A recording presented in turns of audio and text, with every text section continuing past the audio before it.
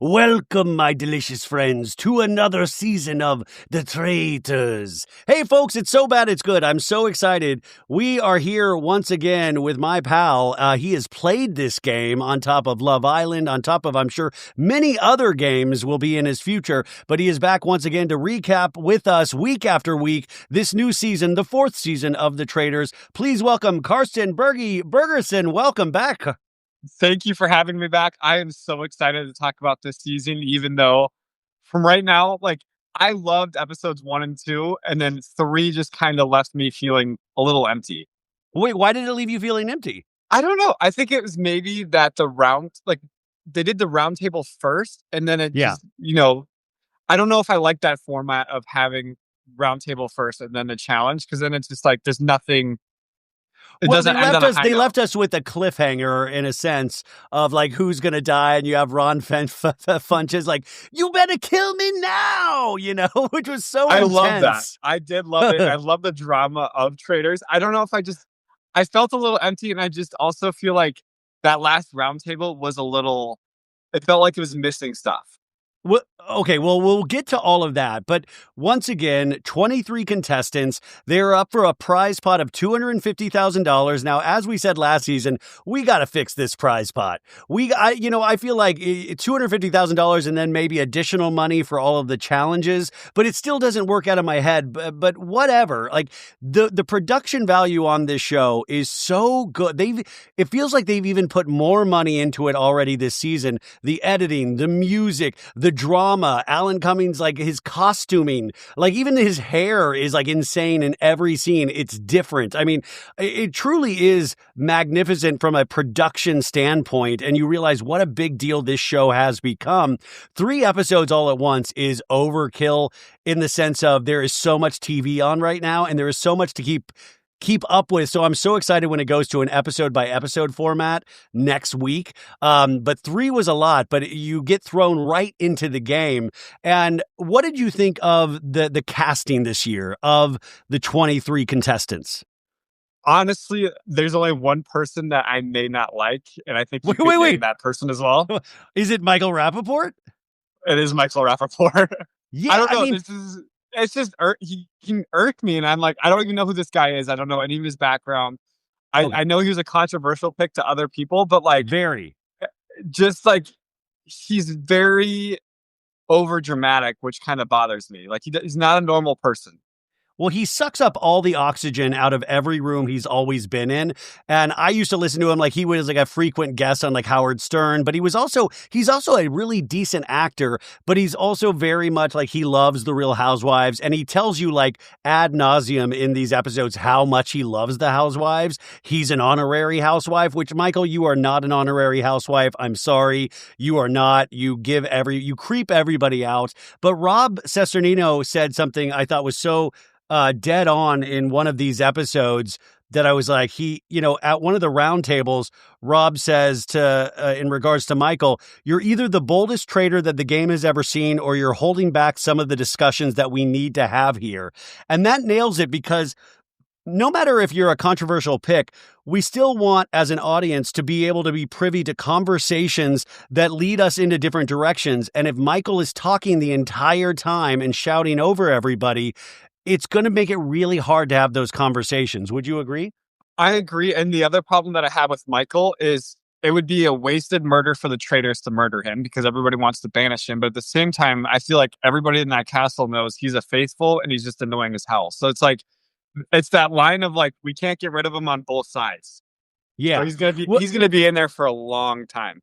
He is going to be in there for a long time. And listen, they've had people that have been hated before. Tom Sandoval entered last season being hated. But Tom was able to win people over kind of just by being his goofy self, and people got a kick out of him. I don't know if we're ever going to get a kick out of Michael Rapaport. Yeah, and like you said earlier, he just sucks the oxygen out of the room. And I think that's the biggest problem I have, where it's just all the attention's on him, and it's some of the even at the round table, they're we can't be having this Shield conversation right now. We need to be talking about the traitors. And it's just he makes everything about him.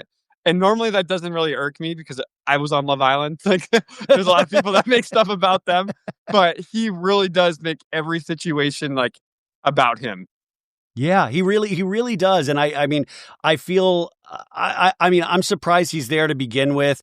I mean, it is interesting to have even the players there be so annoyed. So they're kind of feeling what the audience is feeling. And I just don't know if that is going to get exhaustive for the audience, like probably starting next week. But it is fun for the audience to have somebody that they all hate, whether they're a traitor or a faithful. So it's interesting to have him there. I will say I get worried that, a lot of people have said the housewives have been targeted in the past. I think we see with these first 3 episodes, the gamers are targeted. And by the way, this is a spoiler heavy podcast, you guys. So if you have not watched, turn it off right now. But we've already lost Ian and Rob C in these first couple of episodes, and I was particularly bummed out by Rob C. I have a major Big Brother blind spot, so I am not familiar, as if you remember last year with Danielle.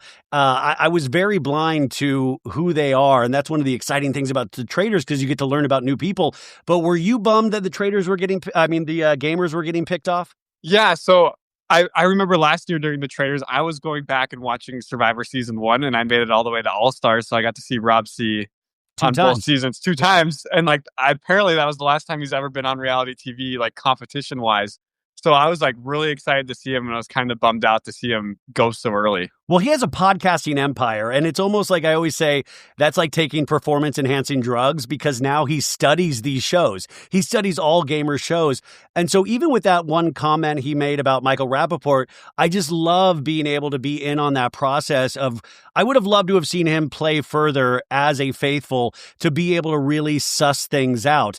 And it turns out we have a new wrinkle in this game in regards with the secret traitor. There's a traitor that even the 3 traitors that are chosen do not know who the secret traitor is. What did you think about this wrinkle?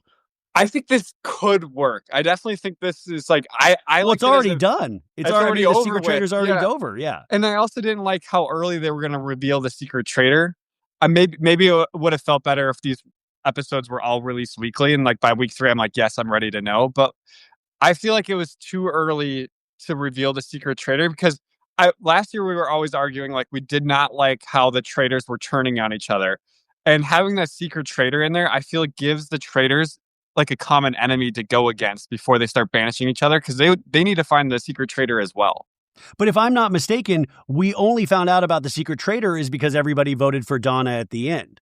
But they also found out if they completed the murder in plain sight successfully, they would get to be revealed to the secret traitor as well. But which sucked, because we were robbed from that scene of Lisa Rinna cackling, meeting Donna Kelsey for the first time as a traitor.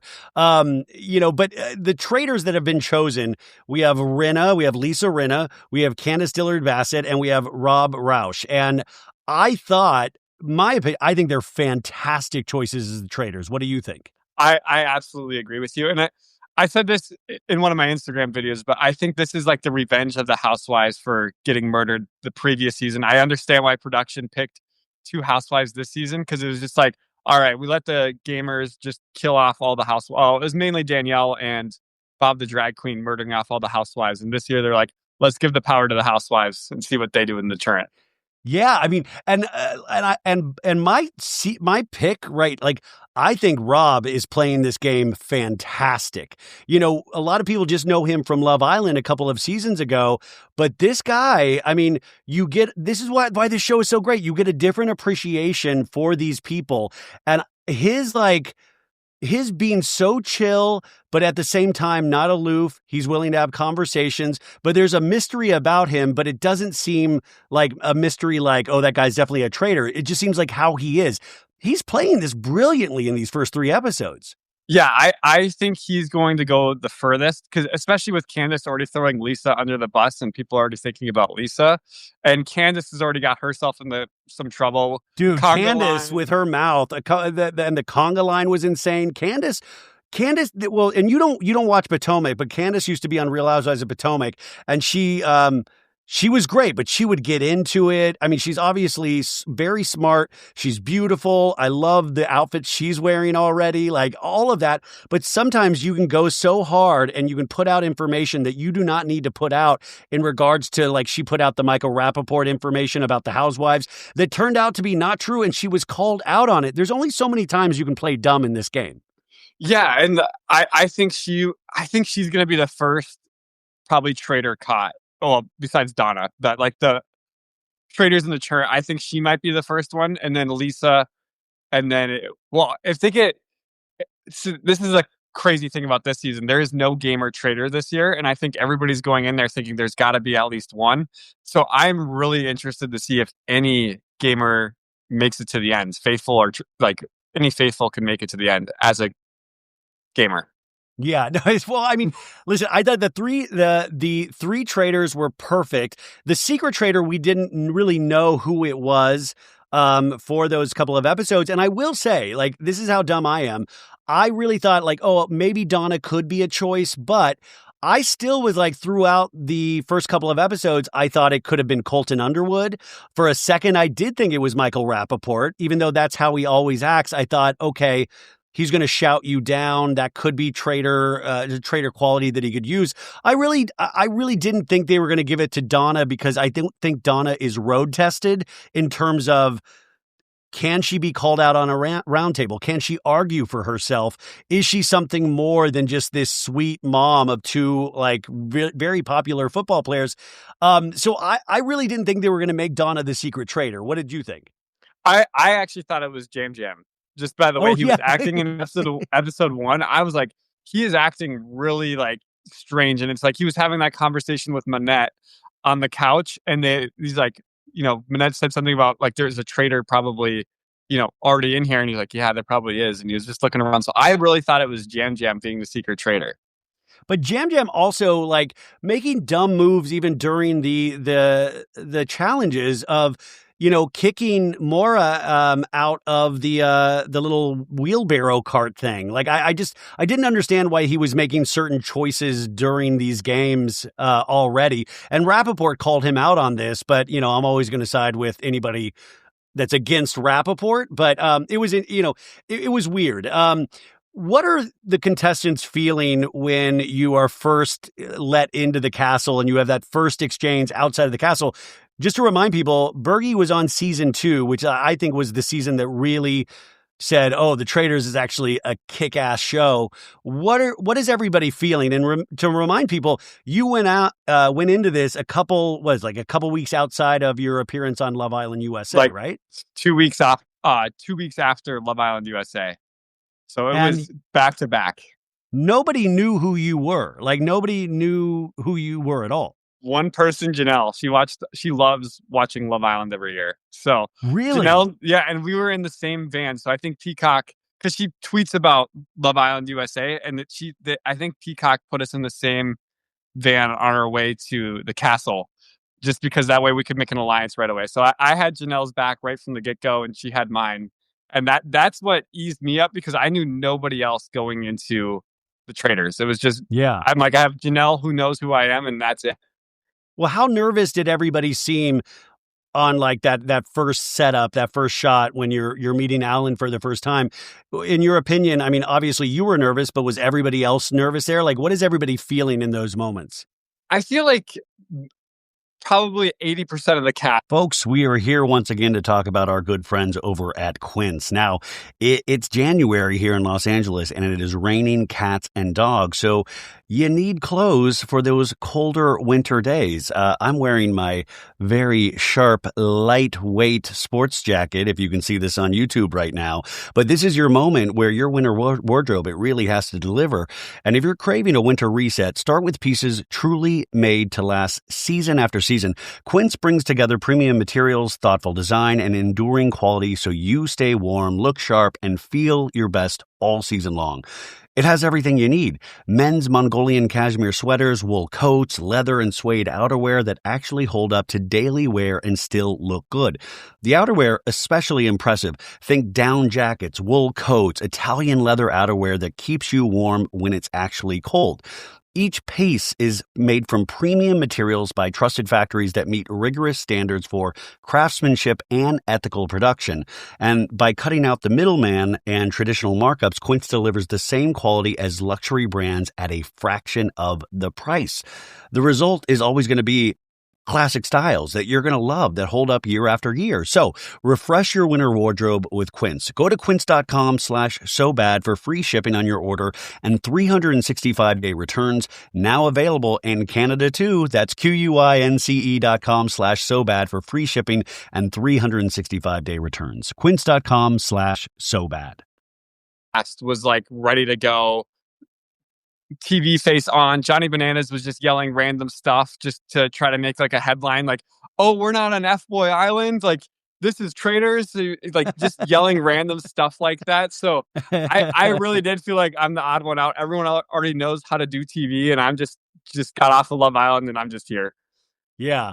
Going around with some of the other cast members of this season, we have Stephen Colletti from Laguna Beach. They say he's from One Tree Hill, which he acted in that. But I think the majority of people watching know him from Laguna Beach. He seems to be in that Pilot Pete, Dylan Efron kind of role, but he doesn't really speak much in these first 3 episodes. But would you agree that that seems to be his casting? I think that's what they want from him. I'm also getting that from Colton right now as the Dylan Efron edit, like kind of the winner edit right now, just because he's been getting shown so much, and we've already seen outfits from future episodes with him in those outfits. So we do know Colton Underwood goes far, and they really showed him like getting down and dirty with Donna, like knowing it was Donna that's the traitor. But I will say Colton's already going so hard that they're almost, I mean, maybe this is just my viewing, seems to be a little bit more of an aggressiveness with Colton that I didn't expect, that I didn't necessarily see with Dylan Efron ever. I saw it with Pilot Pete a little bit, but in later episodes. So I was kind of like, I thought Colton, there was a little bit of I almost get worried that people are going to come for Colton. I'm not worried, but like, I think they might come for him because he does seem aggressive already. I see what you mean. Like, yeah, and like already getting on the shield, like he took someone off the throne in the second episode and sat on the throne. So I definitely don't think he, I guess, necessarily wins, but they've been showing a lot of Colton already. Well, Bergie, I was talking to somebody that said production is now, to throw people off, they're doing those talking head interviews and they're making the contestants change outfits a bunch in the same ones just to even throw people off if they're saying, "Oh, this person's wearing this many outfits already, so I think they go far." I mean, that could just be a rumor. I don't know if that's true or not. Well, when I was on there, they would have us go into our like day one outfits for talking overall. But like they could have changed it. It's been 2 seasons later, so they definitely could have changed it by now. But if they wanted us talking about a lot of episodes or what's not currently happening, they would have us put on our day one outfits. How many weeks overall does this shoot? 3 weeks? 3 weeks, roughly. So they're 3 weeks there. So it always starts off these, like they're driving to the castle. And I think even these like little, like all these different they're talking about dying, like, and Jam, like really think, there's always one contestant that people, I really like, you're not going to really die. It's going to be okay. But they're like, people are going to get murdered. And you have Michael Rappaport telling Caroline Stanbury of like, "We met at BravoCon. I'm really into the housewives." And Caroline Stanbury doesn't even remember Michael Rappaport at all, which is hysterical. And then we get to the castle, and obviously Alan is just like, "There's a little wrinkle different. There's a secret traitor." And there's this big production. Like, they really put a lot of money into this, where everybody has to go up to Alan, and he has this card that'll reveal if you're the secret traitor or not, which is just very dramatic, very, and everybody's watching, like, to see if there's any eye movement or facial movement to be able to determine if anybody's shocked that they got the secret traitor card. The secret traitor, this is the first time it's being used in the U.S. version, but it's not the first time it's being used in the Traitors overall, right? Well, UK is currently airing their 4th season, and they're also using the secret traitor this year. So it's kind of I would say, like, because UK and US uses the same challenges every season. So we're seeing the same challenges be used in UK season 4 and US season 4. Okay, got it. So and the same twists. this is something they're toying with. Do you like when they start I mean, we already talked, like you said, the third episode with the roundtable being early. It's a different, like, it's kind of a switch up than what they usually do. Are you liking these different switch ups with the game? Because it says, like, oh, from here on out, they're going to probably do more switch ups within this game. What do you think about that? I like it. I think it would have been cooler if everyone got to the castle and then they had them pick their own box and then they got to see if they got the secret traitor or not.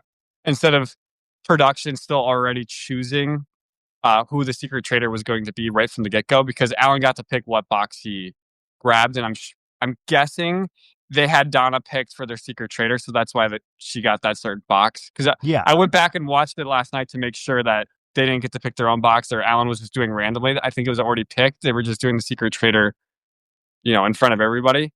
But I do like that twist. I just don't like, the only thing that I probably didn't like of all 3 episodes was just during the third episode, the roundtable was early. I think that was like the only thing I really didn't like of these 3 episodes with twists. Do you think this game, and especially this season, is geared more towards traitors or faithfuls? I think this season is probably geared more towards traitors because they're just throwing off what they have done in the past. And I think it's going to be, like I said earlier, I think it's going to be really interesting not having a gamer in the chart or being a traitor at all, just because now we have to see if the gamers are going to form alliances or actually trust each other to get to the end. Yeah. Now, if we've before we get into more specifics about this season, I always ask you, like, if we threw you in there for this season, already you went in as a faithful, but coming in at this point, and now you've watched so many different iterations of the traitors, what would be your game plan going into this season if we were to put you in there again? Honestly, like, it would be, who do I think is a traitor right now? Kind of like what Tiffany is doing, but she's completely missed with Michael Rapaport. I would just try to be friends with the traitor and just show them I trust them and try to get all the way to the end and then banish them at the fire pit. And if you were a faithful, what would you do? That's my faithful plan. Oh, that's your faithful plan? Yeah, just be friends with the traitor and then banish them at the fire pit. Because that was my plan in season 2 as well. It's just like, hopefully they don't think I'll banish them and then just banish them right at the end. Traitor plan, just do exactly what I would do as a faithful. Like, exactly what I did in season 2. Be nervous after the roundtable. Be slightly on edge all the time that someone's going to say my name, but also be worried about murder. So just do exactly what I would do as a faithful and just try to replicate it as best as I could as a traitor. Yeah. Okay, that sounds good to me. So we get into the castle finally, and everybody is finally, they're getting to meet each other and stuff. Did anything stick out to you with these personalities and them meeting for the first time? Not for the first time. Yeah. So Alan, then around the round table, we do that normal circle thing where he walks around slowly. And if I tap you on the shoulder, you're going to be a traitor. And when you shoot this, Bergie, is he walking multiple times? Is this shot is it pretty hard to determine who, was that shot over a long period of time? Like, how many times do you think he goes around that table? So before Alan even goes around the table, like, to actually select his traitors, he does the shot of touching everybody's shoulder slowly so that they could use that 2-second of him touching somebody's shoulder for the final edit. So he goes around and touches everybody's shoulder nice and slowly, and he might do a little thing before he touches somebody's shoulder. But then he does the serious walk around where he walks around 5 to 10 times and you have no idea where he stopped. Okay, got it. So, like we said, he picks Candace, Lisa Rinna, and Rob. And, Bergie, you don't know, but I really dislike Lisa Rinna from her time on Real Housewives of Beverly Hills. But I think she is perfect here. It is hysterical to see her, and I think she's going to be a great traitor because she loves to throw people under the bus. I will say, when they got into the turret the first time, when Candace and Lisa just started laughing, I was like, "Oh God, I don't know if I can. I don't know if I can do this," because they were just like, and I was like, "Oh my God, this is insane!" And then Rob balances them out. But overall, I thought these were, like I said, excellent picks. But it did make me sad that we didn't get a gamer in there, obviously. Yeah, but did you see Candace's face when she saw it was Lisa? She's like, "Oh crap!" Like she had that Yeah. "oh crap" moment where Yeah. she's like, "I've been saying your name all night, and now you're a traitor in here with me. I'm so screwed." Yeah, But she because brought it up. they do have those moments of already trying to throw people under the bus before they realized who those traitors were. And I guess instead of hanging back, Candace is being a little more aggressive of already, and I think further down the line, that could be a mistake that could trip Candace up. And if you watch the preview for next week's episode, Lisa Rinna says, like, I'm not happy that my name was brought up. So already somebody is, throwing more suspicion Lisa's way. So I am curious if they're going to get another traitor out immediately and then we'll have to recruit. If we were to recruit starting next week, Bergie, who would you want to be in there with you? Oh gosh. Because we have so many people in there that we still don't really know how they are in this game. I know, and it's so early on. I think maybe I always lean towards the gamers, so I'd lean towards Natalie, but I actually wouldn't be shocked. No, I would probably pick Natalie from Survivor. Yeah. Well, how familiar are you with Tiffany from Big Brother? Because that's a blind spot for me completely. And she seems to really be getting it with Rappaport. She's very opinionated. Do you know anything about her or her gameplay? I know nothing about Tiffany. So she's a big question mark where I'm like, she could, and obviously if she's there, she's really good. I'm just so curious about what we're going to see from her and where that Michael Rappaport relationship is going to go because, at the end they picked each other I trust you with my life challenge. So that'll be interesting. And I think her teaming up with Rappaport and him not being a traitor is really going to hurt her in the long run. I think it's going to cause her to get banished at some point. Yeah. In terms of the faithfuls that we have, I will say, even though I love these first 3 episodes, by the 3rd episode, it is weird. You can't help but compare the other seasons. And I thought the faithfuls that we have, and maybe it's just because Michael Rappaport is so damn loud that I thought this is a quieter bunch than we've had. I thought Kristen Kish was quiet. I thought there are other people that, I'm still learning who Eric Nam is, even though he's a little more talkative. There are a lot of people that I'm like, I don't understand how they play in this game yet at all. And I guess we're not meant to because it's early days. Yeah. Well, also too, I don't think I've seen Tara speak maybe twice. She's one of the figure skaters. I'm like, Lipinski, yeah. Yeah. Cause I watched all 3 episodes twice now, and I went back for this podcast, and I don't even remember Tara the first time I went through it. And I'm like, oh my gosh, as I was watching it the second time through, I'm like, you're here. I forget that you're here. A lot of people, I forget that they're there. Same with Steven from One Tree Hill / yeah. Laguna Beach. Beach. Was very quiet. Yes. Yeah. There's a lot. It feels like this cast is 10 to 12 people, and there's 20 people left. Yeah, it's the interesting thing about Tara Lipinski is that she's really good friends with Johnny Weir. So Johnny Weir was in her wedding. That's how close they are. And I think obviously those choices are because they're talented, but the Winter Olympics is coming up, so I'm sure they're part of NBC Universal's Winter Olympics game, so it's great cross promotion there. But they're interesting as well because they have such a tight relationship. So I wonder if that's going to be called upon at any time. Lisa Rinna, once being a traitor, said that she is happy she gets to lie, deceive, and kill people.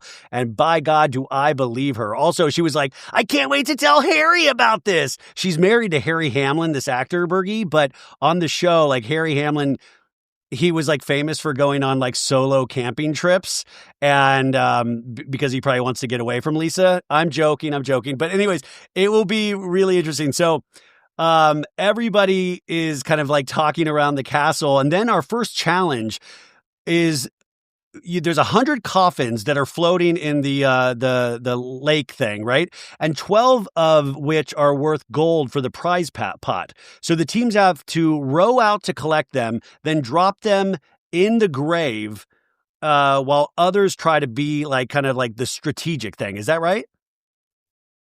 Oh, sorry. I got to put my phone on Do Not Disturb. Sorry, we had to pause because his lovely girlfriend Taylor just called. We love Taylor. How is Taylor doing, by the way? She's doing amazing. She's down in Dallas, still working her way up in HR, loving every moment of it. Not really, but it's a battleground going to work every day. I watched some video where you took this poor lady to Walmart. Oh yeah. Well, Bismarck, North Dakota, we don't have a lot of options for shopping. We have Sam's Club or Walmart. We have a Actually, Target, and it's pretty low key. I love Walmart. Actually, I just went to Walmart a couple weeks ago when I was in Arizona, but I just while watching a video, I was like, wow, Bergie's like, date night's wild with Bergie. Walmart. They get crazy. They are So, absolutely insane. okay, so I was saying, I don't know if you heard, but I was talking about the first, the mission with 100 coffins floating. 12 of them have gold for the prize pot, and then the teams have to row out to collect them and then drop them in the grave corresponding to each player. What did you think of this challenge?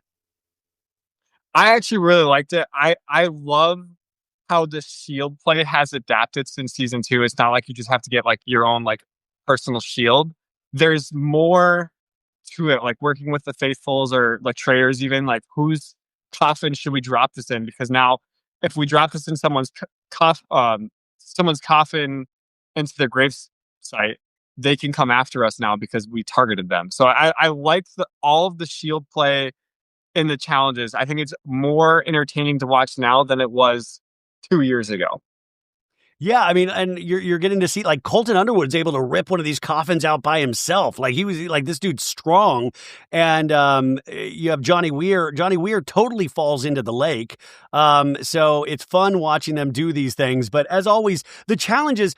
You don't watch them for the challenge. You watch them for like the strategy of it or who's going to get upset because you're putting somebody up for banishment. And by the end of this, I think there are 9 players that are up for murder. You got Rappaport, Donna, Ron, Ian, Eric, Dorinda, Mark, Rob C, and Rob R. Now, Rob R is safe because he's a traitor.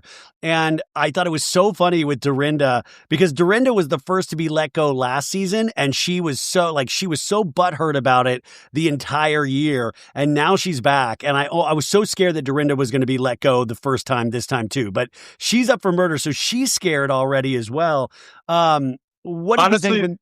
honestly, that would be my strategy. Would be kill Dorinda because it would tell everybody absolutely nothing. That tells absolutely nothing to everybody. If you kill the same person first. If you killed Dorinda again, she would like, I don't think she'd recover for the rest of her life. I don't think she would ever recover.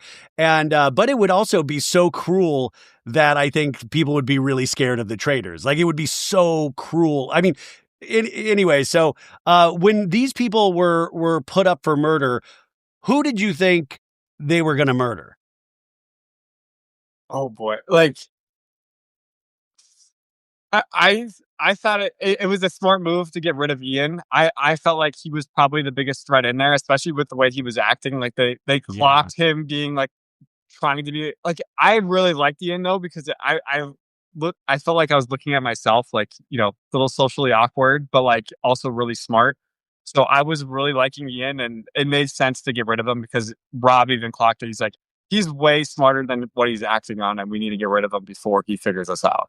Well, yeah, and the word's gotten around that this guy knows what he's doing in the sense of a game. And I think with Love Island USA, I mean, it's a reality competition series, but I don't really consider Love Island USA gamers. So when you were on, you were a question mark with Ian. Ian has a reputation that's getting passed around the castle. And I will say, to Donna Kelsey's credit, Donna Kelsey was like taking out gamers behind the scenes. I mean, she's putting up these people for murder. So I thought Donna was very smart, even though I don't think she was great at arguing for herself at all. So those were the people that were put up for murder. And Portia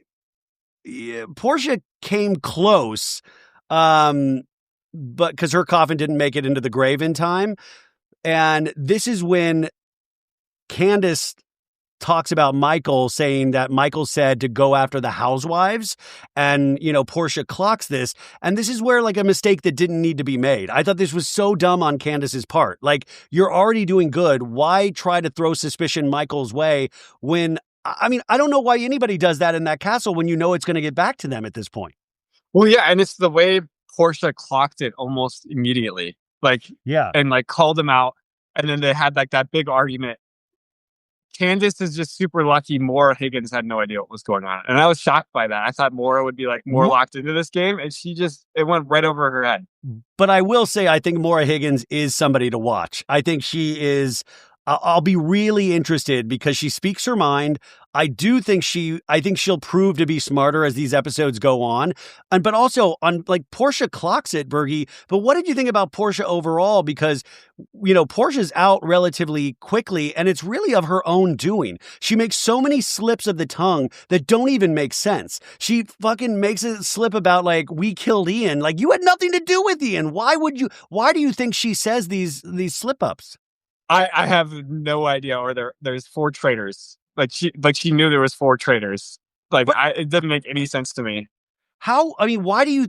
Where did that come from? I'm so confused that I was and by the way, it was Ron Funches that really came for Portia, right? Yes, it was Ron that really went for Portia. But by the way, I would have done the same thing because if you're slipping up like that, I would immediately think you're the traitor because you have information that nobody else has. And I don't know, I feel like that would be an obvious thing. So I felt bad for Ron Funches throughout the course of this because I feel like any normal person would do the same thing. It happened with Peppermint too when she said, I'm a traitor. Or I'm not. Oh, remember that? Yeah, season 2 or something. Yeah, she said, I'm not a faithful or I'm not a traitor. Or she said, I'm a traitor or something. And, everyone had to banish her at that point. Yeah. Yeah. So I thought it was such a weird slip up. But especially because Portia clocked the Candace thing. And Portia and they're so good in Housewives. So I feel like it was so bummed that she eventually leaves early. So what are you thinking at this point in the game in terms of where we were at, anything that you clocked? No, I was just thinking this is a great game. I like the traitors. I it made sense to get rid of Ian. And I thought Portia had to get banished, so it made sense. And I was enjoying the show. And I also like the secret traitor not being revealed to the audience because I'm like, oh, was Portia? I really didn't think Portia was the secret traitor, but it was fun to be like, it could be, but I don't think it is. So it made the reveal more fun. So the secret traitor gives them the short list of who they can kill. The short list is Rob R., Ian, Mark, and Eric Nam. So there's only 3 names to choose from because Rob R. is a traitor. And then that's when we go to episode 2, I believe, and we have our first intro in the morning, correct? Yes. And in terms of that, a lot of people wonder, Bergie, how long do you get in there to eat and things like that before Alan comes in? And are you too nervous to eat food or are people chowing down? Probably too nervous to eat or chow down. But it depends if you go in first or you're last. If you're in there last, you get 3 minutes before Alan comes in. If you're in there first, you get, maybe 45 minutes. Because they stagger it with these knocks on the door and people coming in. How long do they stagger these things? Is it a long time that you're in there if you're the first one in that breakfast room? Yeah, you could be in there for probably 30 to 45 minutes before the last person gets in there then. Which is awesome because then you get the opportunity to actually eat before you have to go strategize and figure out who's the traitors and who you're voting out tonight. Yeah. Lisa's one of the first people in and she was like, oh my God, it's iconic. I'm the first person to walk in the door. Something you need to know about Lisa is she thinks everything she does is iconic, Bergie. So she was very thrilled. I have to say, I love every I'm not a big fashion guy, obviously, but I love every outfit that Candace is wearing. I really do. Portia has 3 hard-boiled eggs. And Rob R is, he's wearing a sweater vest with nothing underneath. So Rob is not wearing the overalls, but he is showing skin. Now, Rob R a little bit, correct? Well, actually, I don't, besides me Instagram DMing him, because I never got to meet him because he was in Costa Amor while I was in the villa. So I never got to interact with him there. But he's a nice guy over DM, right? Oh, super nice guy over DM. Now, I think this has been so smart for Rob because I think he really sidestepped a lot of the other Love Islanders. He didn't participate in Beyond the Villa. And I thought he wasn't on the last season of the Traitors, even though I'm sure that they would have had him. And so I think he picked the right project to reappear in. He doesn't strike me as thirsty at all. That's what I mean. No, yeah, he's definitely not thirsty. He's only going to do projects that he thinks he would enjoy doing. And I think The Traitors was a perfect project for him. US season 3 filmed while he was in the villa for season 6. So this is the first Traitor season that he could actually do post Love Island season 6. Okay. Because I had heard they went after him for last season of The Traitors and he couldn't do it, or they wanted him for it. Well, and that he was filming Love Island season 6, so they couldn't have done it. Yeah. Okay. So Dorinda gets in there and everybody gives Dorinda like a standing O because she survived like last time. So we already, it's like a Make-A-Wish Foundation for Dorinda. That's great. I will say all those creepy photos they have on the back wall, they seem slightly better this year. Not like perfect, but those photos are all like creepy that Alan picks from, with all of you guys. They're slightly better this year. Well, and mine, fun fact, if you go back and watch season 2, mine's from Love Island. My photo that's hanging up there is actually from Love Island, because they're like, Bergie, we need a photo from you that with facial hair. I was like, I don't have any photos for facial hair. They're like, how about this one from Love Island? I was like, perfect, take it. Tiffany, during this breakfast, she kind of actually throws a little suspicion Donna's way, because she says Donna's really being like low key and not making a lot of connections. But I feel like, Donna Kelsey's in her 70s. I wouldn't really know if she's used to any of this. I wouldn't even think a second thought. I would just be like, oh yeah, if I was her, I would be nervous and shy as well. And she knows Taylor Swift, so I'm sure everybody's like scared to talk to her because they would just talk about Taylor Swift, Well, there's that, and then I think about like my time in the castle, like the first like 2 or 3 roundtables that I went to, like I didn't get to talk to everybody in the castle. Like I didn't have enough time to talk to everybody and get to know everybody on like a personal level while it's the castle. So like could have picked me off for being quiet, even though I was just like hanging out with like the certain people that I was just starting to get to know. But do they ever tell you like there's too much talking? Like don't be talking to everybody? That never comes up. That never comes up. Okay. Yeah. So there's a little stuff thrown at Donna's way. But Colton Underwood also points out, like, you got to be careful on Donna, because we don't want the Swifties to like mobilize against you, which, by the way, yeah, I would love to know the Swifties' reaction. And I'm very curious if Donna Kelsey will appear on the New Heights podcast this week with her 2 sons to talk about her experience, because it really does seem like she had a good time. And if anybody, well, okay, Rob C would have been awesome to see him still going, but I would love to see Donna still going. I love it when like people in their 70s or 80s are on reality TV shows, because you don't get to see that very often and enjoy it. Like they do a good job of that on Traitors UK, where we get people in their early to late 70s on Traitors, and it's fun to watch. Because we also had John Bercow on my season too. I think he was like 60, but oh my god, he was so good. I love that. Well, I will say I would love Donna Kelsey to be on the next season of Love Island USA. I would love it. Well, Rob wants her, so I don't know. Yeah, by the way, Rob was like, is she married? She's probably married. That was so funny, yeah. But, I wish they didn't make her the secret traitor, because I would have loved to have seen Donna be pushed. Like, I think there's a comfortability that people get more comfortable after the first couple of days in the castle. And I would have loved to have seen that she flourished. And Bergie, did you ever hear that rumor? I think it even landed at page 6 that Mama Kelsey got into a fight with Dorinda over Dorinda's drinking. Did you ever see that? It was like a couple months ago. And so this came out and it got picked up by a lot of Bravo blogs and stuff. And this is why I say don't trust anybody. That turned out to be complete bullshit, because Donna's gone, but like that wasn't even a thing at all. So like that, don't trust anybody. So we do find out that a suspect at this point is Portia. Because the night before we had that whole Candace Michael slip up, but this was where I was saying she was chatting with Ron and Mama Kelsey, and she did the 2 slip ups. She said that she says that Ian is the one I killed, and then she later says, if we kill a faithful. So those were the 2 slip ups. But yeah, we do find out that Ian is gone. Ian is done. He is the first murder in this castle, and I feel bad because people that with Big Brother blind spots, I'll never get to see this guy play unless I go back to an older season. Yeah, and he hasn't been on reality TV for a while too, just like Rob C. He won Big Brother 12, and then he was on Big Brother All Stars, and I don't know how long he was on Big Brother All Stars for, but he, it's been like 6 years since he's been on reality TV, and then before that it was Big Brother 12, and they're on Big Brother 27. God damn.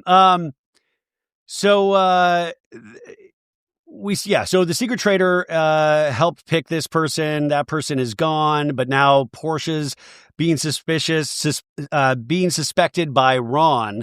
And it seems like Donna warms up to Ron. And Ron, it finds out, like, Ron does know Travis because he worked on a show with Travis. I guess on the show Loot and the Are You Smarter Than a Celebrity, which is on Amazon Prime that Travis Kelce hosts that Ron was on.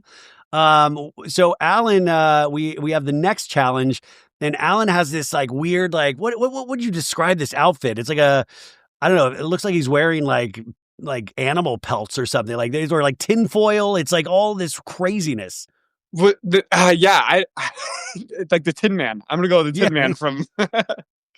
It's like if they, well, it was weird. I was like trying to look at what this thing is and like what it's made out of. Like they've really stepped up the costuming in this weird way. Like it almost seems like it's atmospheric at times because in the next episode he has like the weird, like it almost looks like little bubbles and flames and drippings. Well, and I was like, is he a rooster? I had no idea what he was. And in the first one where he literally has a coffin behind him, I'm like, what outfit is that? Well, no, I love it. I love it. It's like they've really stepped up the game because we've done clothing, we've done skirts, and I'm sure those will get intermixed. But now it seems like we're going in like a weirdly different direction. And if you notice, he's like done his hair or spray painted his hair a different color. So we've now included I worry about Alan's hair in all of this. Yeah.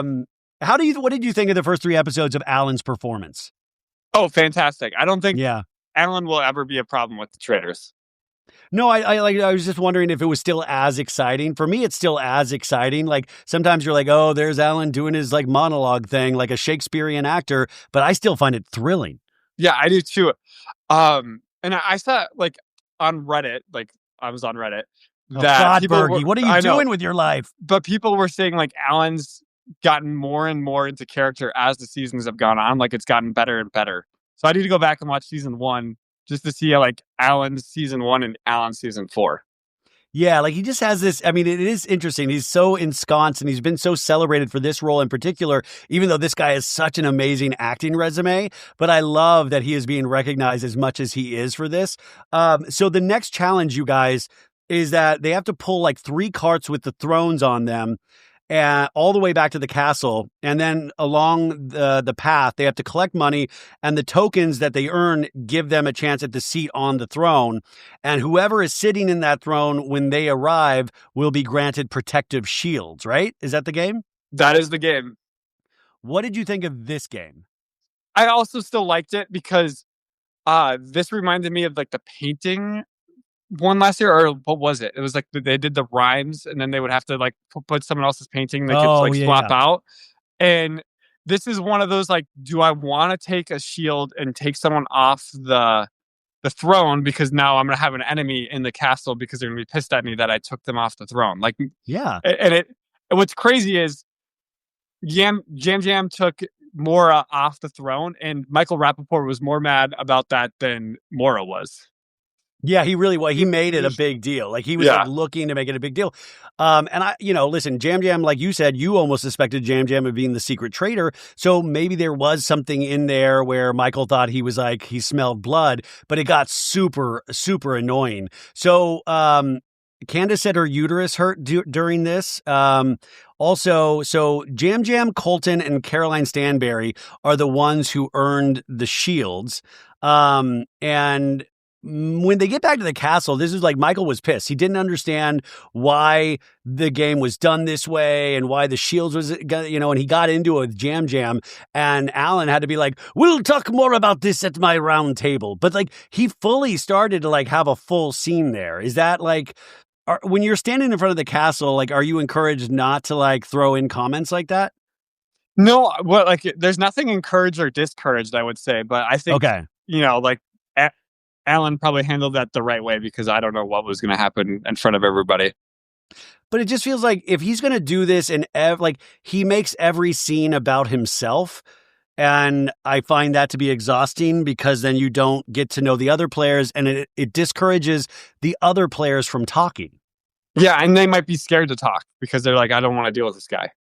Yeah, exactly. It's like I feel like it makes it a really awkward environment. But overall, you liked the first 2 games of this game, this season. Yes. What was the third one? Oh, and I liked the third one too. The third one was great too. Yeah, the third one's great. We don't know the outcome fully of the third one yet. So Rob also points out that Michael is a professional actor, but that's, this is just Michael how he is. Like, he just is more famous now for being himself.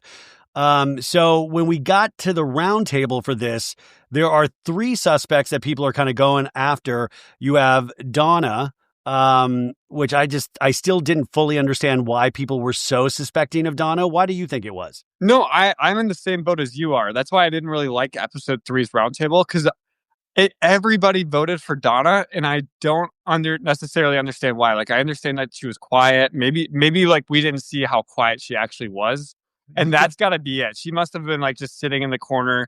I think in the episode I heard too that like she never said I'm a faithful. I'm like, she probably couldn't lie at all, so she was just didn't say like I'm a faithful, or I don't have any suspects of traitors. But it felt really weird for everyone to be all in on Donna, because like we went around that round table when they voted her out, and I was just like, how is everybody voting for Donna? Well, that was I agree with you. My thought was she must have been really obvious, and they can't show that in the edit because we would know going into the round table. Exactly. So yeah. So like this, but this second round table is where Donna, we first realized that people are suspicious of her, which, okay. And then Ron is presenting his argument against Portia about the slip ups. And she also claimed that there were 4 traitors.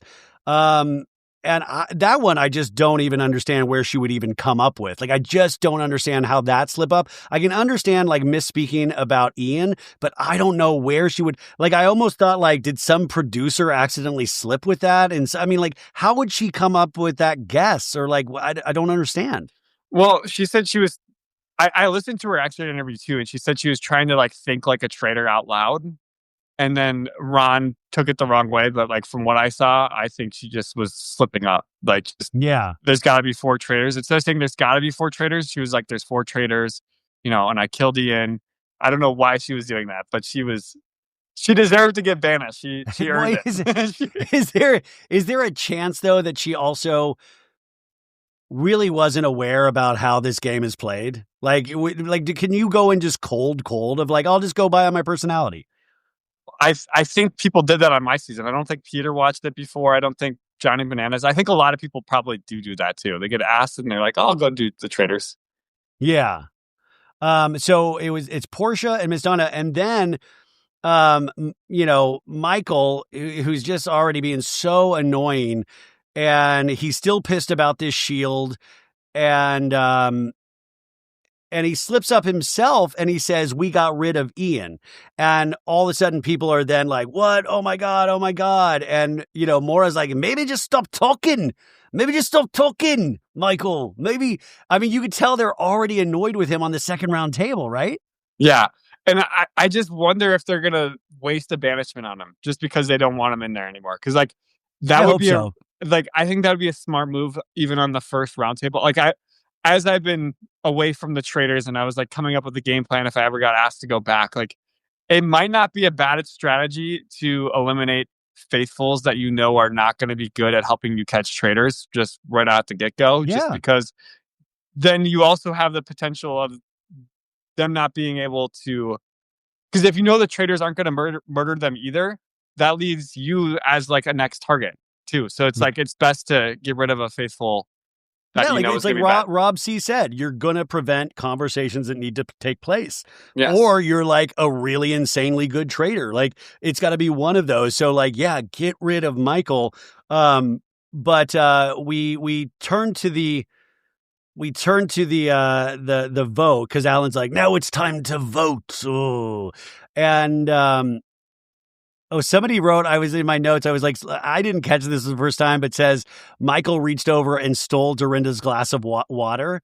I saw that clip. Yeah, he stole Dorinda's glass of water. So I was like, maybe Michael in these moments are like, do you think he gets super nervous and he just comes off super aggressive, but inside he's super nervous? I even hate to give that to him, but I was just wondering. I'm guessing that's just his personality when he's nervous, he just gaslights. Like that's his personality. He's just like, I gotta gaslight my way out of this. So it really comes down to Portia and Donna with these votes. Like Donna was getting a lot of votes. Obviously Portia is the one that went home. I will say it is interesting. It's obvious that nobody asked Portia how to spell her name because we got so many different spellings of Portia, which was always fun to watch. Like, how does anybody ever talk about the spelling on these little chalkboards? No, but like I told you this last season while we were recapping. They gave us a sheet of everybody's name and like a photo of them so we know who's who and how to spell their names. And apparently people don't work on name spelling so they don't screw up. But like I made sure to know how to spell everybody's name so that way I didn't screw up anybody's name at the round table so I didn't look like an idiot. See, you got to have celebrity behavior where you do not give a crap. That's I know. Next time. I know, next time. So Portia then reveals that she is not a traitor. She is a faithful. Mama Kelsey's like, oh, crap. And Ron, I think, obviously then Ron is worried because he really pushed for the Portia thing. And he's like, listen, there was true evidence here. And instead, I just sent this beautiful woman home. And I think Portia is so fantastic on television, but I thought she was obviously already bad at this game. And, do you like to see people that are bad at this game? Like you want people that are the best, right? Yeah. Personally, for me, I would love to see a good competitive game of Traitors, but at the same time, too, I love being entertained. Like, I think there's a good balance, but if they did a Traitors All-Stars, I would kind of want to see like the best of the best. Like, I'd want Phaedra in there. You want Peter, you want Dylan, Gabby. Like, you want your best of the best. Yeah, that's what I was going to ask. Like, who do you think are the best players so far on Traitors? For season 4? For all the seasons. Oh, geez. Obviously, Shereé's up Gabby, there. Gabby, Shereé, Peter, Trishelle, CT. I thought Boston Raw. I mean, he was it was an uphill, but I thought he was great for when he was on. He was so good at it. Yeah, and same with Wes and Derek. They were amazing. Oh, and yeah. Then, I think it would be cool if they did like an all murdered season, like Revenge of the Faithful or something, and then like our Rise of the Dead Traitors, and then like they have an all banished season, so everybody that's been banished before comes back. Like I think that would be really cool to do. Oh, we got to throw Dolores in there. What an amazing player, Dolores. I'm joking. I mean, and same with Lord Ivar. Lord Ivar played an amazing game. Yes. He made it all the Lord way to the Ivar. end. Oh my God. Yes. You know what? That would be great if they actually do like you have the best players of the Traitors and then you have the worst players of the Traitors. You have like Sandoval and Dolores and like just the worst of the worst. And like they give up halfway through. That'd be amazing. And then Mama Kelsey can come back and just whoop their butts. Well, anyways, as we like this episode, then Mama Kelsey does say in terms of her shyness, she says, oh, I did the same thing with Paul McCartney at the Super Bowl.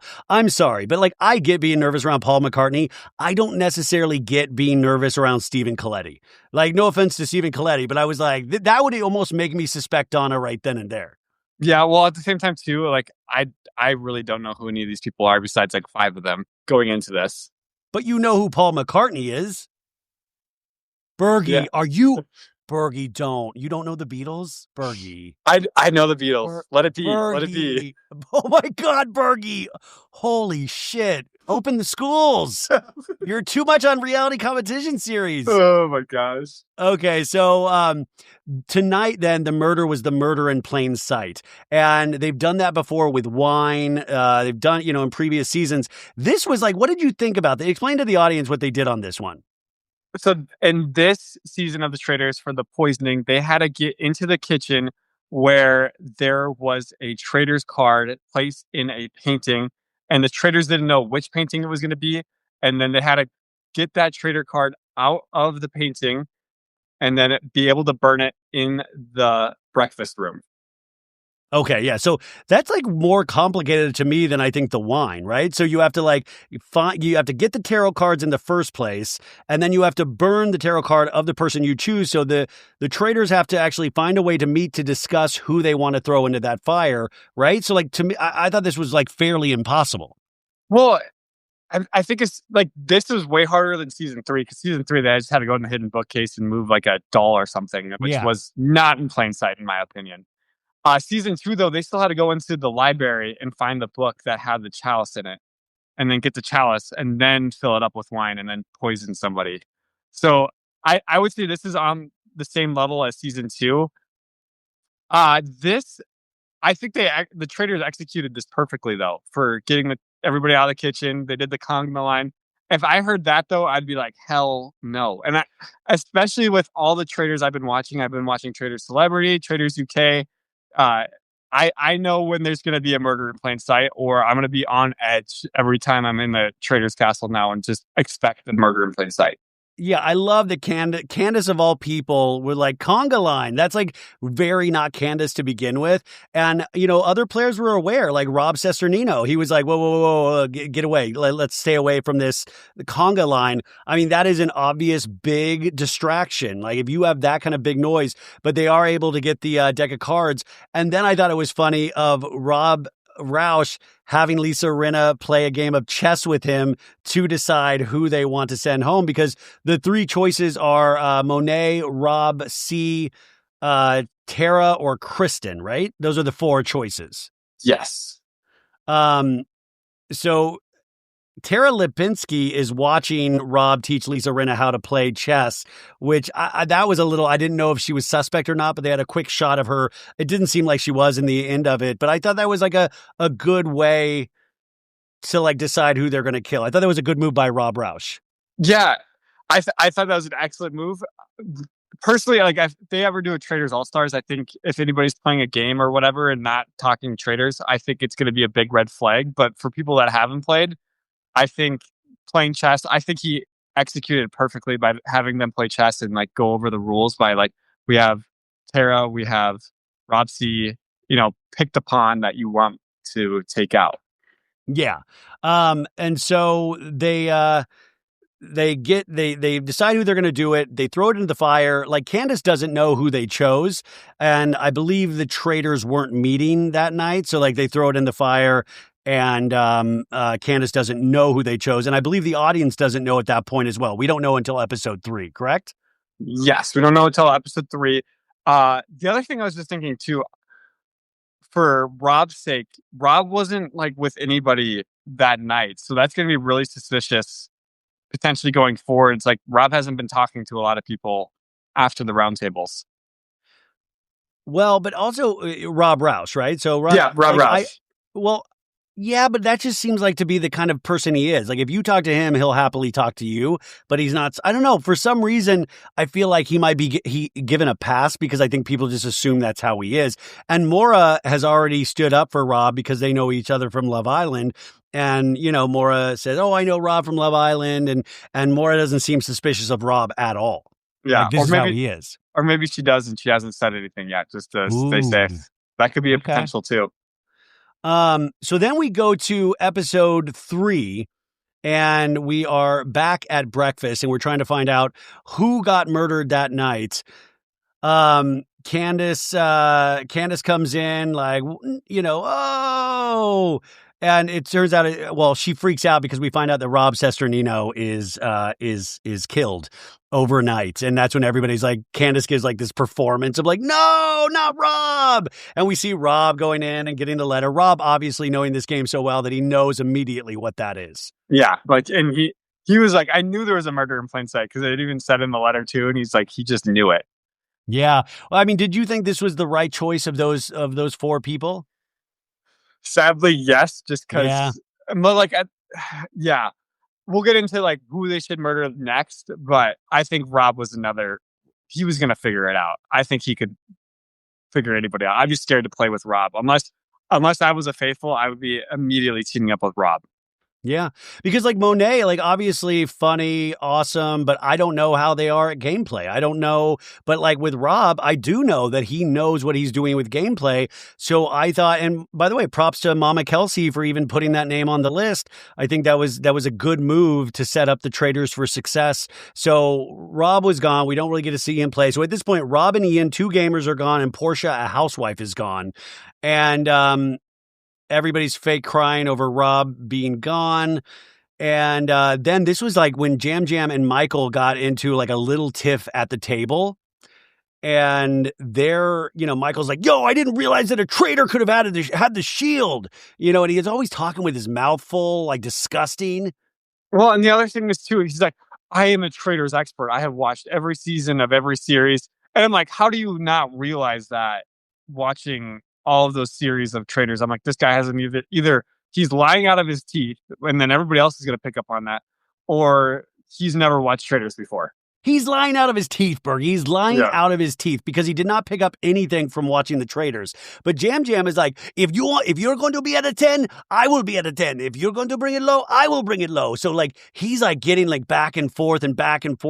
And so Jam Jam doesn't seem intimidated by Michael at all. But I do think I worry for Jam Jam because I feel like that puts a focus on him as well, right?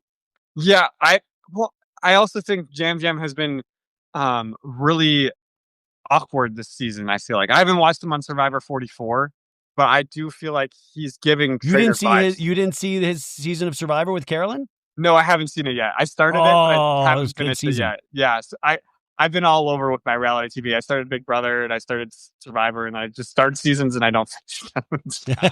It's really bad. And you don't even know the Beatles. I know the Beatles. I just don't know the what do you call them? Musicians' names. Oh, God, I'm going to send you a book or something. And so you can just tell the other people are just annoyed by another time that they're annoyed by Michael already. And this is Alan comes in and he's like dressed in like the weird flame and drippings. Like, I don't even know how to describe this outfit. It was like really just, I mean, it was, I'm still looking at it. It was like candle drippings on there. It was like all of these different things. But he announces that they are ready to do their next mission, right? And let's see here. No, he announces that they're doing a roundtable first. Yes. Oh, yeah. This is when they switch up the game. They're going to do the roundtable first before the next game. And this is when everybody's at the table and Miss Donna, Mama Kelsey, she kind of like she throws Michael's name out there, and knowing that she was the secret traitor now, I think that was, a smart strategy, right? Because Michael's been so aggressive. But if you were Mama Kelsey, who would you have thrown out for suspicion? If she could have realized the Candace thing with the whole like Portia, I would have thrown that out there. I also maybe would have. I think Michael was probably her last chance at survival. I really do. There's not many other people that we've seen acting really suspicious besides maybe Jam Jam too, but Michael was probably her best life raft. Yeah.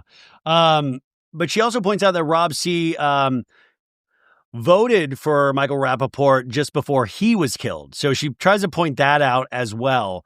But then like everything kind of goes back against Mama Kelsey. Like everybody seems to like be kind of, this is Mama Kelsey, it's got to be Donna, which I don't fully understand. Like we said before, we're missing something. Yeah. We are missing something huge that happened, and none of us know because there's no way everybody goes in there on the second round table and gets a traitor out, or everybody votes the same way.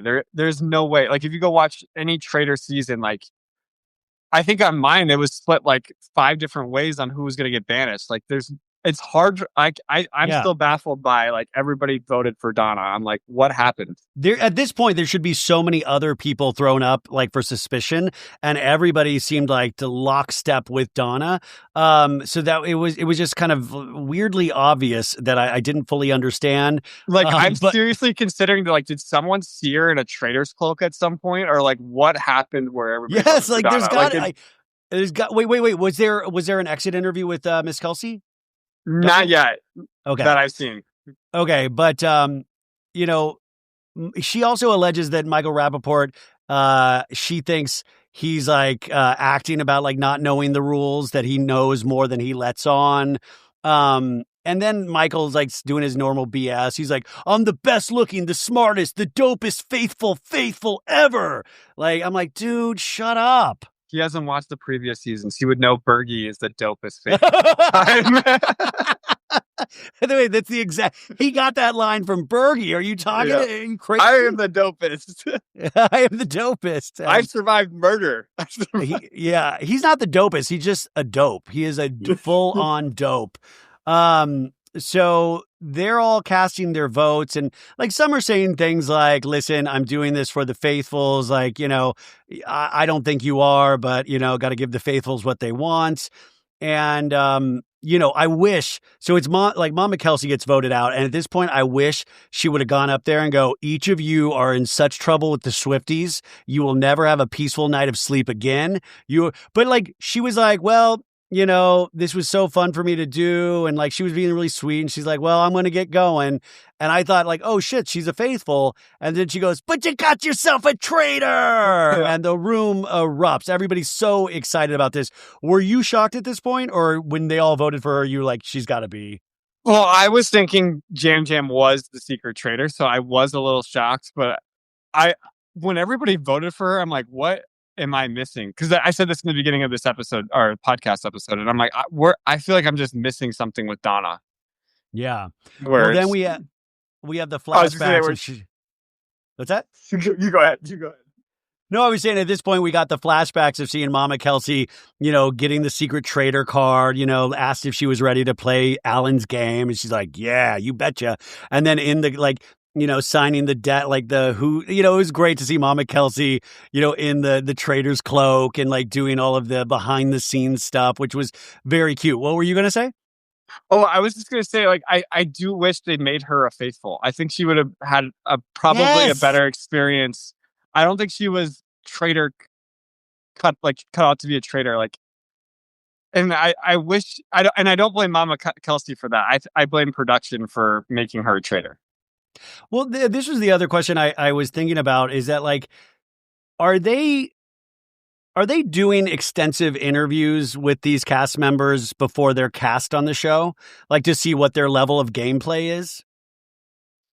I had like no gameplay. They just kind of asked me if I wanted to be a faithful or traitor. Maybe they do that for the people that they want to be traitors, or they have an idea of being I was wondering, because I feel like you want to set yourself up for success, so you want to give the traitors to people that really know how to play this game. And so I was just wondering what level of discussion they had with Mama Kelsey before, because I feel like if you're going to give her the secret traitor, are they almost doing that knowing that she's not good at it and she'll be gone early just to get her in and out so she doesn't? I was just trying to think of reasons why, or what they thought she could bring to it, because I thought she was so sweet.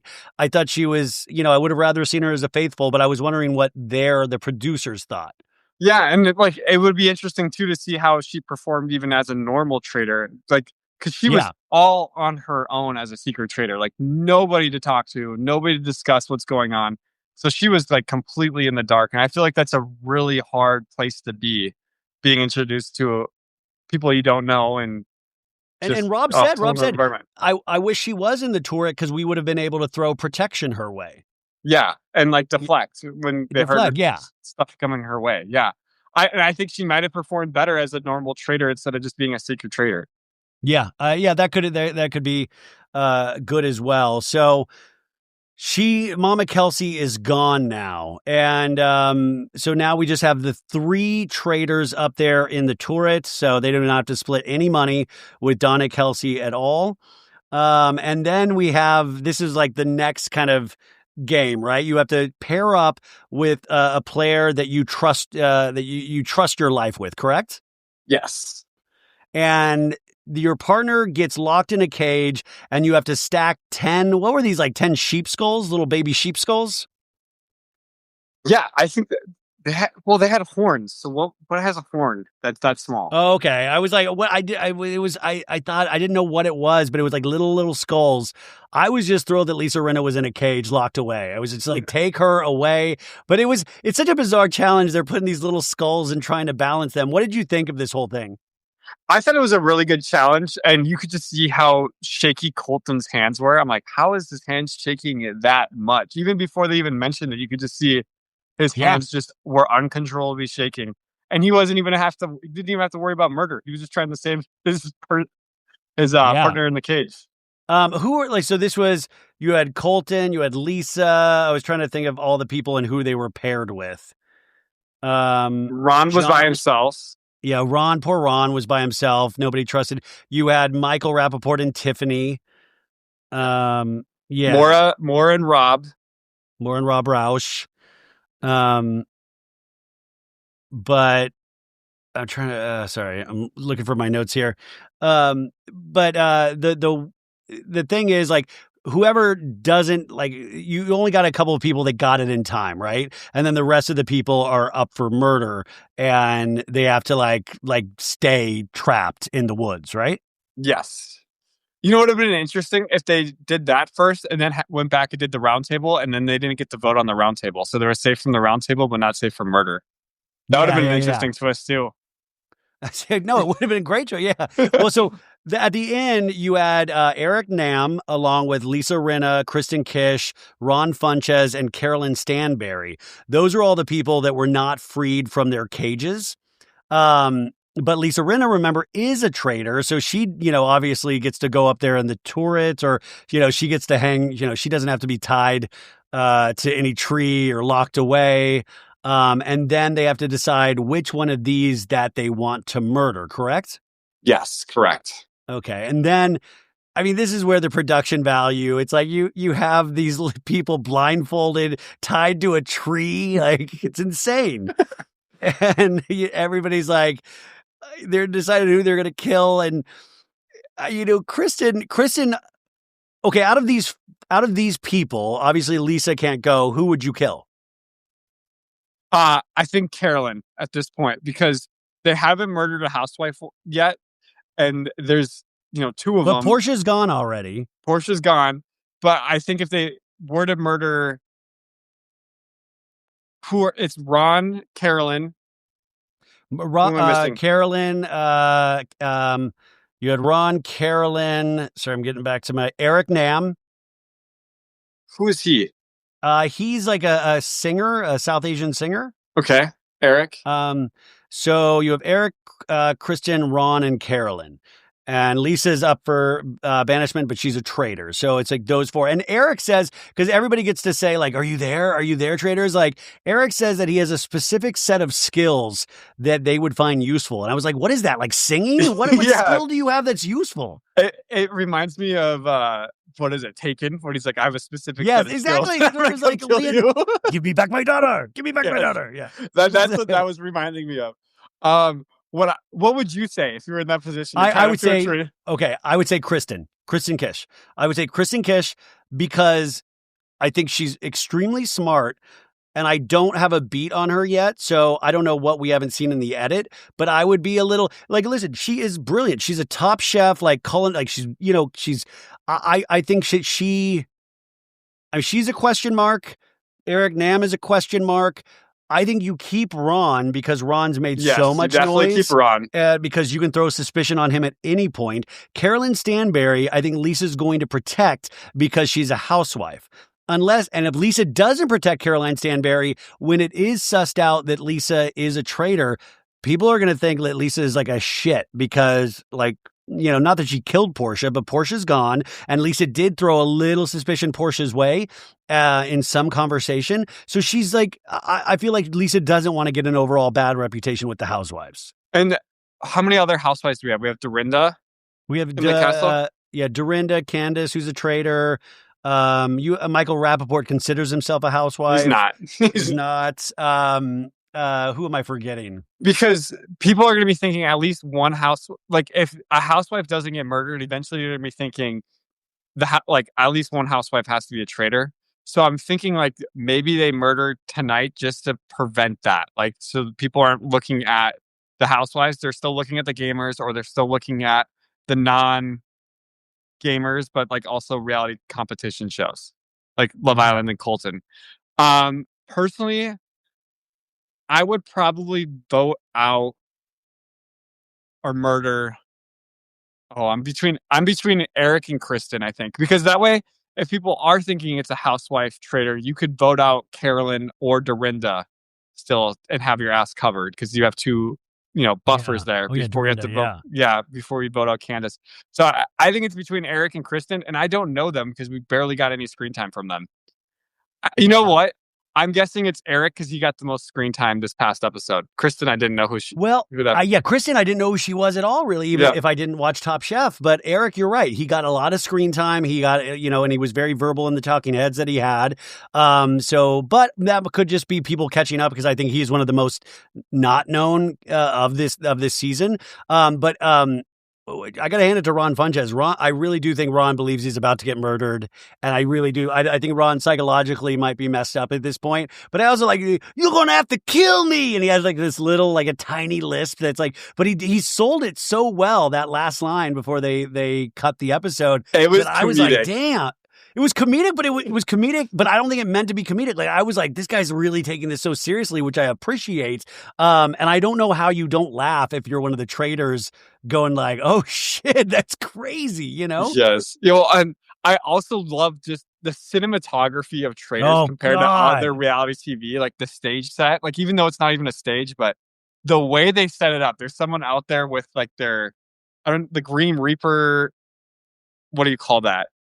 The scythe? The scythe, yeah, so whatever it's called. Yeah. Just standing out there in front of Ron.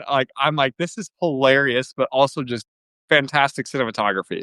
No, the way it's lit, you got the torch lights, but you also have lights probably on top of that lighting it. This stuff, they're putting a lot of money into this. So that's where we end. And then next week's episode, you hear Lisa Rinna say oh, I don't like that my name was thrown out. I mean, we'll see what happens on next. So next week, is it one or two episodes? It's just one episode. Just one. Right? Just one episode. Thank from God. Now on. I know. Thank God. 3 was a lot, and I was scared of getting spoiled. And I'm like, I have to watch 3 episodes tonight. And I think they honestly could maybe get away. It's getting big enough now where they could release I always think you need to release the first 2 episodes. We need to see a roundtable and a murder. I think maybe going forward, they just do the first 2 episodes, but I don't think they will. I think they're going to keep the 3, but they could probably get away with releasing the first 2 episodes. What do you think in terms of where we go from here?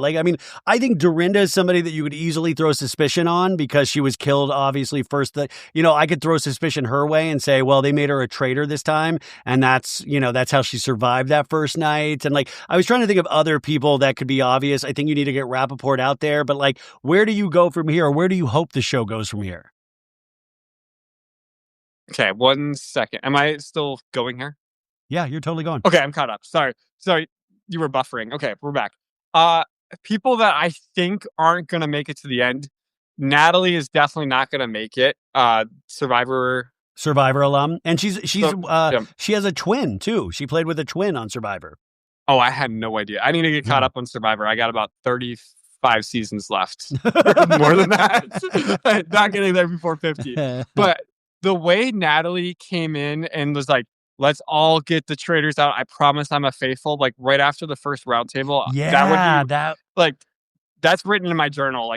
Because when I was on season 2, they gave us all journals to write stuff in, and I would have written that in, and I'd be like, I can't finish the game with this person after seeing that. Michael Rappaport, please. I think he's gonna be probably episode 7, 8, 9. He's gonna be up there just because he's not gonna get banished. He's not gonna be murdered just because he's playing a perfect get to the mid game to be annoying. It's gonna suck, but we're gonna have to deal with him for a while. Who else? I know nothing about Steven, know nothing about Eric, know nothing about Kristen because they really haven't been shown. Same with Maura Higgins. I don't know where Maura fits into this yet. Maura had moments of there was some levity moments, and she did say she got more screen time than some other people, I believe. So I do think, and remember, this is another thing of cross promotion, is that Love Island USA, she hosts After Sun, and that's obviously Peacock. And so this was, a very smart casting in terms of elevating their own. Yes. Let's see here. Is there any other faithfuls I want to mention? I think Jam Jam is going to get banished. Yeah. Tiffany, I don't know yet. She's in the middle. She could be banished. She could be murdered. She could make it far. They did give Tiffany a decent amount of screen time. Yeah, I think she's going to make it far. Colton, I don't think if someone had to be recruited this year, who do you think it would be? Ooh, you know what? I would think Colton would be. Yeah, because he's getting a lot of screen time. Yeah. I could see Colton. And he's very opinionated. And I could almost throw suspicion his way as well. You recruit him and then banish I him. recruit him and then banish him. Yeah. Yeah, I agree with that. But yeah, with Colton, I think he might be a recruit just because of how much screen time he's been getting. Yeah. And then for Traitors, though, my Traitors... And guys, just to remind you, they recruit usually if they are down. Like if somebody gets banished in the turret, they have the opportunity to go on as just 2 Traitors or recruit, if I believe, if that's true still. Yeah. Well, I'm guessing it's true. I haven't been on the season, but I can't confirm or deny. But yeah, if they get down to 2 Traitors, they can recruit. And then if they get down to 1, it's an ultimatum. They just keep recruiting until they get one. But for Traitors, though, leaving the game, I'm guessing the first banished Traitor besides Donna is going to be Candace. And I think we're going to probably see that around episode 5, where I think we're going to get a Candace versus Lisa showdown. Oh, I would love that. I would love to see that too. That's my prediction for episode 5, because in interviews, Alan says like, "Oh, in episode 5, there's this crazy showdown that goes down." Yes, Alan said this like about a month ago. He said there was like an explosive moment that even he was shocked about. And I'm guessing that's going to be a Candace versus Lisa, unless could they all team up and kill Michael Rappaport for real? Yeah, it'd be crazy. Or maybe Rob just tries to banish them both in one round table and it just explodes. Either way. I do wonder Rob's patience, because Rob was even also commenting throughout the episodes of like, oh man, I can't believe she did this. Like, he's super chill, but he's also very cognizant of everybody's behavior. And, you know, with the Candace thing, I think he was frustrated that she had said that thing about Michael Rappaport wanting to banish the housewives. That wasn't true. Yeah, and I could see him teaming up with Lisa to maybe get rid of... Well, and he trusts Lisa more because he went and played chess with Lisa and didn't do that with Candace. So I definitely think it's going to be Lisa and Rob making it further than Candace. And then I think Lisa's going to get let go, and then it'll just be Rob. And then he's got to recruit. But, okay, so having watched this now 2 times through, because you said you loved it after the first time through, where do you stand after 2 times through and sitting with it for a couple of days? Yeah. Right now, I think I was on season 2, so I'm really biased, and I watched season 1 before I left. I think this is probably the weakest out of 2, 3, and 4 for me. Really? Yeah. Well, just because I was excited with the Carolyn and Danielle and the Turret, and then we had Boston Rob in there too, and he's going, it was amazing last gosh. season. That was amazing. Yeah. And then you had Sandoval providing the goofy moments that were hysterical. You had Dolores not knowing what the F was going on. But I feel like any season of Traitors, it invites comparison to other seasons, and that like does a disservice to the actual game, you know. But I'm still excited to watch going forward, and excited to see what happens next. Like, it's not a bad season of Traitors, and I won't say that yet either. I'm just like, I just think it's the weakest start so far, because like where we left off in episode 3 in season 2 was the Parvati poisoning Ekin-Su in front of everybody, and it was just like a good cliffhanger. And then episode 3 last year, we had the Carolyn and Danielle fight at the end of episode 3, and this year it was just them going into the woods to murder a faithful. Well, I mean, and faithfuls that I don't know if the audience fully cares or is invested in yet. Invested. I think that's the problem. That's the thing, is that you got to be invested in the faithfuls, and we haven't seen enough of them or their gameplay or to really. You're right, though. Now, the more that I think about it, what a weird ending then when we're not fully invested in these faithfuls yet. For Chris, no offense to any of like Kristen, Eric, or Ron, but we're not fully there with them yet. And Ron, I'm kind of rooting for because he's actually tried to make a big play already. And I don't want him to leave just because of the Porsche thing. But you're right. Like it's like, if Kristen or Eric go, I'm like, fine. Yeah, next week. Yeah, and like, honestly, I really don't. No offense to anybody. I just don't really care who gets murdered this week, but I'm excited to see where this goes. Like, it's not. I'm really excited to see where this goes. Like every season, like. Yeah, and the thing is, even This is still better than pretty much most reality competition series. So even with even light criticism, which I think every show should have, light criticism, it's still so amazing. I mean, it's still amazing. You give show criticisms because you love it, not because you hate it and you know it could be better. Yes, exactly. You never give criticism because you hate something. You give criticism because you love it and you know it can be better. Yeah, that's a great way to put it. So, you'll be back with us next week. Maybe we'll even get Taylor at some point as well to check in with her. We can definitely get Taylor at some point. So, just finally, what's going on with you? How do we support you? What are you up to, man? Because I haven't talked to you in months. I'm having a baby over here. We're freaking out. Yeah, congratulations. Yeah. And you're engaged, right? Mm-hmm. Do you have the wedding date? No, we're not going to get married for like a couple years. We want to be able to do an actual, wedding. We might sneak off and just do it to do it, but we want to make sure we can actually have fun at the wedding and stuff like that. So yeah, I know. Taylor and I've talked about like wedding prices and stuff, and it's just like, holy crap. Where are you guys in terms of getting married? I just keep watching the next couple of months and welcome to the Traitors. Welcome to the Traitors. Okay, so what's going on with you guys? Right now I am in my 5th semester in PT school. I have a year left. This is my last really school semester of PT school where I'm in North Dakota, and then I'll be doing my clinical work for pretty much a whole year, and then I am done with school. I'm super excited, but you guys can support me on Cameo, please. Chat BCC is in my what is that? Bio link. So I just got reached out to over Christmas break. They asked me to join like this chat, and I didn't realize how big this was. But it's a chat where like me, Sandra, Janelle, Carolyn from last season, Colton from this season, Rob has a podcast. Rob's in there. Oh, I love There's a lot of like celebrities, and we have like a group chat where we all meet up, and then we can type our opinions in this group chat for the fans to see like the group chat. And then there's also like a fan group chat in that. So you guys have already done this. It's going right now. And if you click the link in my bio, don't click anybody else's, like click my bio, please. I get $2 for every person that signs up. So that would be amazing if you guys could go sign up. Okay. So will you, after this, will you email me the info to put in the show notes? Oh yeah, absolutely. Yeah. So, I can make a hyperlink in the show notes. Yes. So, and it's completely free. And it's free. So I can sign up right now and choose. I believe so. I believe it's free. I actually don't know. But if it's not free, don't feel like you're obligated to sign up. But if it's free, please sign up. I get $2 for every person that signs up on my link.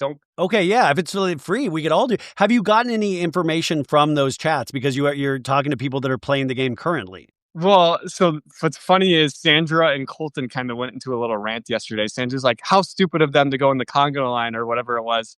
And Colton replied back, well, we knew something was up, but we joined it because we were talking about it for a couple of days. And she's like, well, you should have known there's like going to be a murder in plain sight. He's like, oh, I did know. It's like, well, it didn't show that in the next episode. So it's just like, there's trash talking. There's trash talking going on in the group chat too. So it's a little fun right now.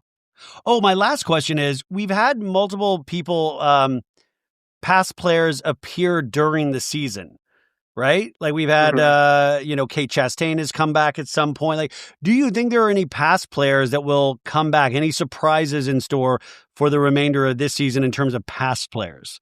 I don't think so. I think they're kind of done with that because, you're paying all these people for appearance fees already. Like the whole cast is getting their appearance fees, and then to pay someone else to just come host a challenge when Alan already does such a great job, I don't think they necessarily need that.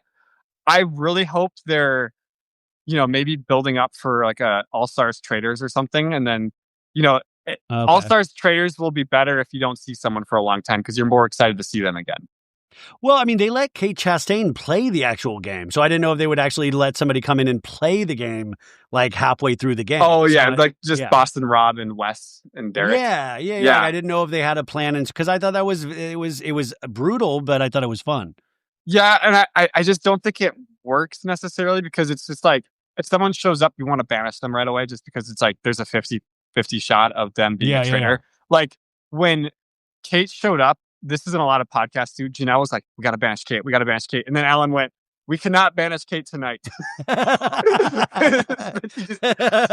that was the rule. Like then as we started the round table and then like that was getting like, let's banish Kate because we had there's a 50-50 shot, and there's like, 1 out of 15 shot one of us is a traitor. So we were all going to banish Kate, and then it was like Alan came in. It's like, we cannot banish Kate tonight. Oh my God. Yeah.